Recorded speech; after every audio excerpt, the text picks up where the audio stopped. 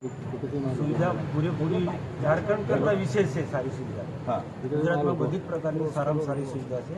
પણ જે ઘટના જે ઘટી છે બહુ ગંભીર પ્રકારની ઘટના ઘટી છે ને જે એની સાથે જે જોડાયેલા છે એનો વિસ્તારનો ઝારખંડનો જ છે। એ પણ જે ગુનેગાર છે એ પણ ઝારખંડનો જ છે અને એની જે માનસિકતા જે આપણે સમજી શકાય કે આ નાની બાળકી સાથે આ પ્રકારનું કૃત્ય કરે એને અમે સખત શબ્દોમાં વખોડી કાઢે। એમને પણ ભારોભાર દુઃખ છે।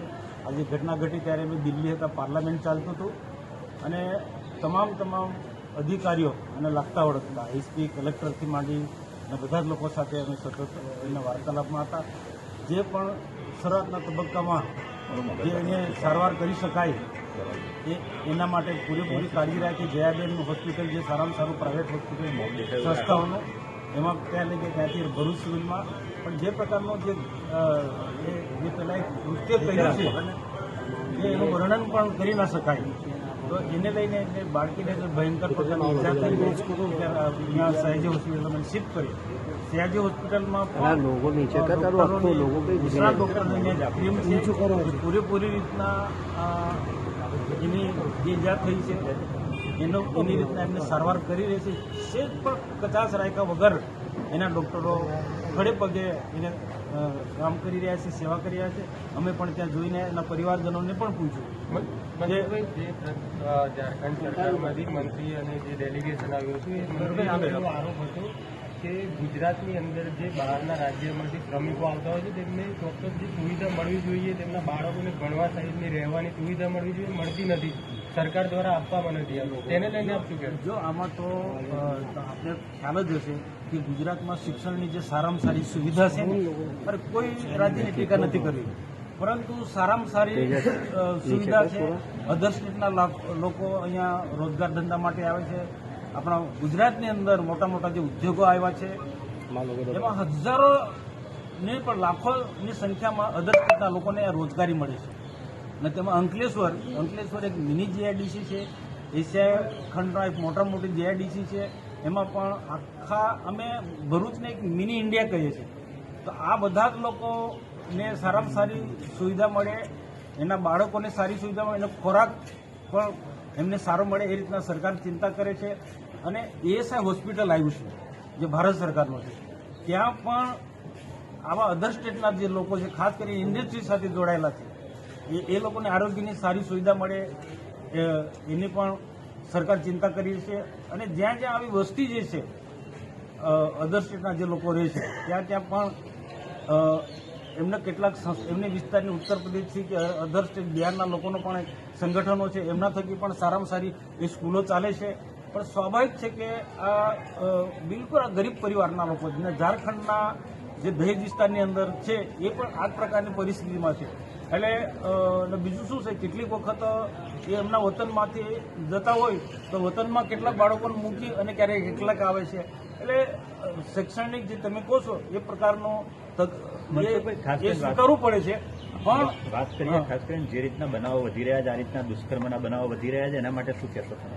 સરકાર કેટલી ચિંતિત છે આ બાબતે? સરકાર ખૂબ ચિંતિત છે એના માટે અને આવા પ્રકારના બનાવો ન બને એના માટે પણ સતત જ્યારે આવી ઘટના ઘટતી હોય અને હું આ વિશ્વાસ સાથે કહું છું કે અમારું પોલીસ તંત્ર હશે કે બીજા આ સાથે જોડાયેલા સમયે જિલ્લા સંકલન મિટિંગમાં પણ અમે ચર્ચા કરતા હોય છે।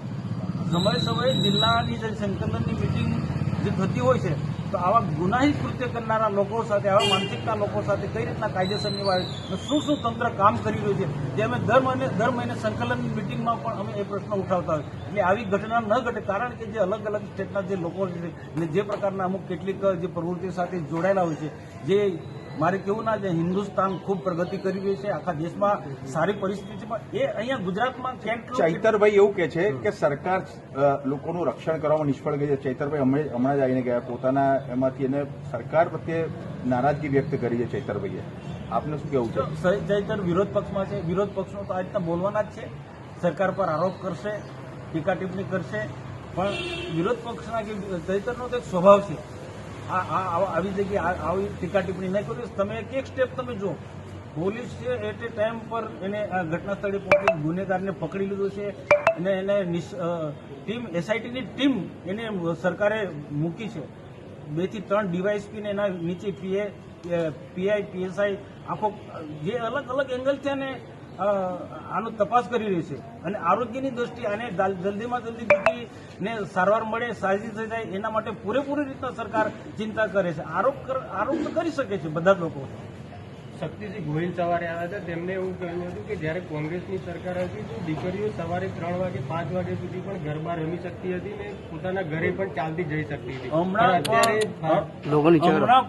હમણાં પણ ગુજરાતમાં ગરબા મોડી સુધી રમાય છે.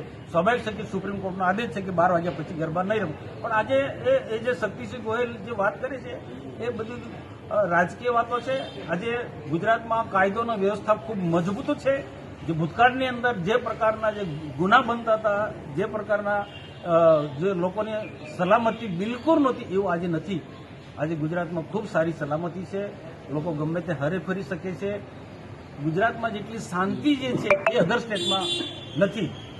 શું સજા થવી જોઈએ? બળાત્કારીને શું સજા થવી જોઈએ? ચલો આપની દ્રષ્ટિએ. જો કાયદે હું તો માનું છું કે એને આવા વ્યક્તિને આવી નાની બાળકી પર જેને રેપ કર્યો છે ને રેપ કર્યા પછી એને જે કૃત્ય કર્યું છે, હું મારા શબ્દોમાં બોલી નથી શકતો, પણ એને ફાંસીની સજા થવી જોઈએ. ચાલો.